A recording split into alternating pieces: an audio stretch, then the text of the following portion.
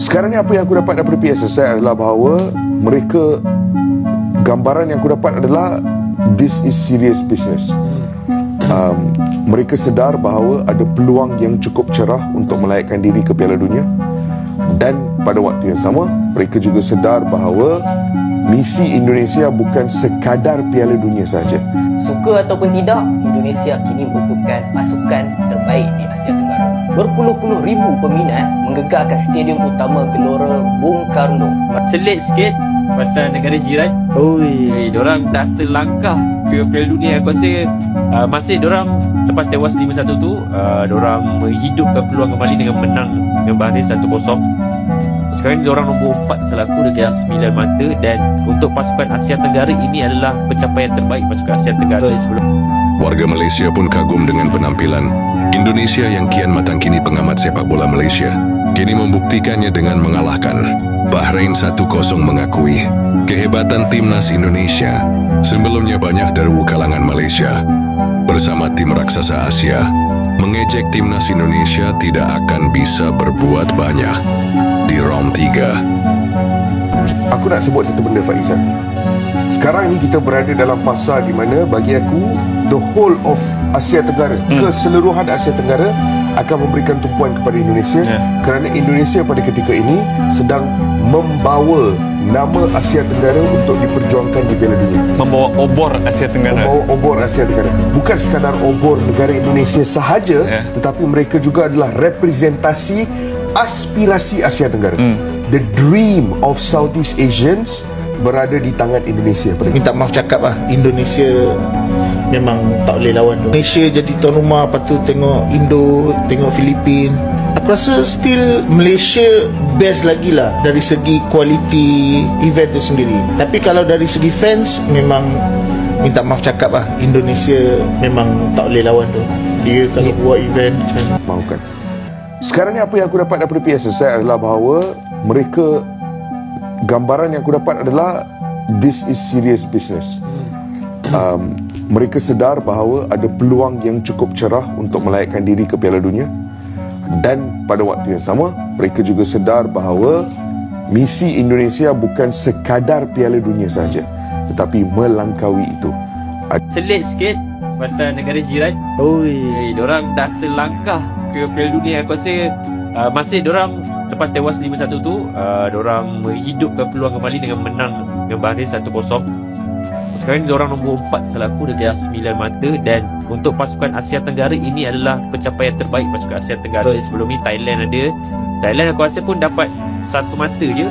Vietnam pun pernah capai, itu pun dapat 3 mata di bawah era Pak Hang Seo. Tapi di Indonesia ni dia pencakar rekod 9 mata. So aku tak, sebab game dia sama, kadang-kadang tengok sebab game tu waktu sama lah, so aku buka tengok sikit. Tapi walaupun divarisi pemain-pemain Belanda, walaupun pemain Coach Bahrain tu kata kamu ada 300 juta rakyat kamu, tapi kamu panggil pemain Belanda. Tapi different style gameplay daripada Indonesia sebenarnya. Dan aku paling puji oleh Romania, dia what player untuk macam mana, aku tahu macam mana dia orang cari pemain warisan ni. Untuk kau, adakah Vietnam, aku rasa Indonesia mampu kejar slot Piala Dunia sebagai kawan jiran?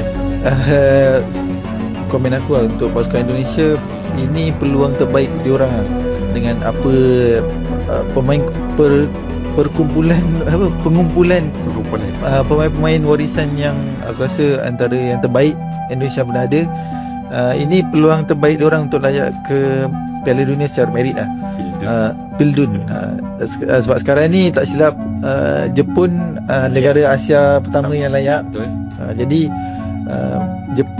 Indonesia sekurang-kurangnya kalau tak layak secara merit, dia main ke playoff kan. Jadi itu yang mereka kejar, dan ini memang terbaik lah.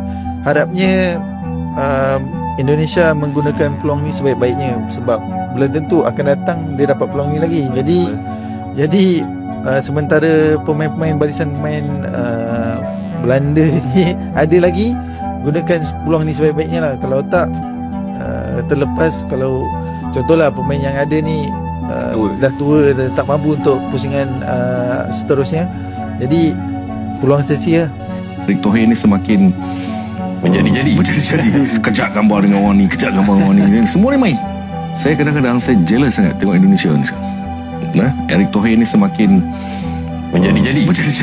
Kejap gambar dengan orang ni, kejap gambar dengan orang ni. Semua ni main. Kan? Tapi di sana untuk menaikkan bola sepak mereka dalam kedudukan yang lebih baik, kita tak payah ambil orang lain, kita ambil Indonesia je. Okay, saya ingat lagi pada pertemuan dengan Duli Yang Mulia Datuk Kota Johor, Tuanku ada berkata titah tu, dia kata Fizal, you tengok, you kena alert je, Indonesia will come. Erick Thohir tengah buat kau-kau. Betul.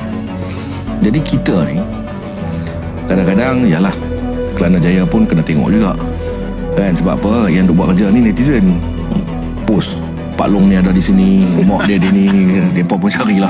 Sehari tak jadi. Benda-benda macam ni kan, kita nampak, kita santai sikit lah kan. Dari segi rekrutmen lah, kena ada orang yang betul-betul Scouting yang pergi tengok tu. Dan dia ikut corak apa yang head coach nak.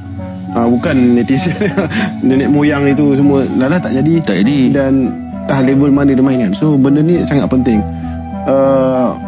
Macam yang Thohir buat, tengok dia scouting sampai ke Belanda, dan pemain tu memang main di first team, bukan biasa-biasa, bukan division 4 bukan. So ini yang kita perlukan, scouting yang betul-betul check betul-betul. Recruitment lah penting. Pandangan ni mungkin jangan salahkan saya pula, ni pandangan.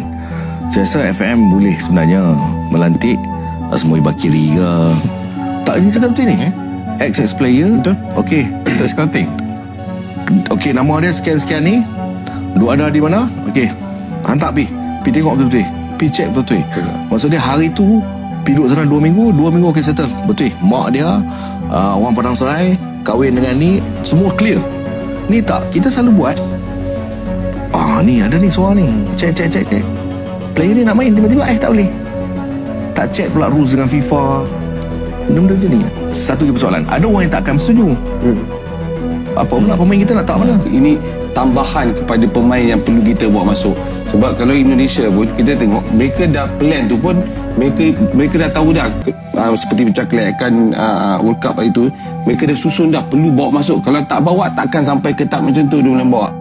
Namun pelan tapi pasti timnas Indonesia. Kendati demikian, kita tidak boleh jumawa, tetap kasih support yang terbaik untuk timnas Indonesia.